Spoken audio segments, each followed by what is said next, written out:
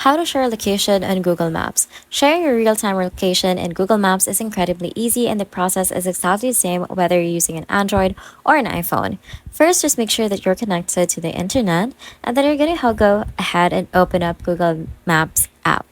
Once the map loads, you're going to look for that little blue pulsing dot that represents your current location, and then you're going to give that a tap or a hold. Now, once you tap on it, a menu will pop up from the bottom with a few different choices.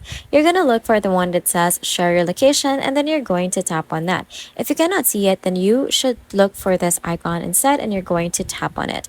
Now from here, you have a few ways to send it. You can send it directly via email, or you can tap on more options to pull up all of your favorite social media and messaging apps like WhatsApp, Messenger, or Telegram. Just pick your contact, hit send, and they'll be able to see exactly where you are. It's a great way to help friends find you or let family know you're safe. If this quick walkthrough helped you out, please don't forget to like, subscribe, and share the video before you go.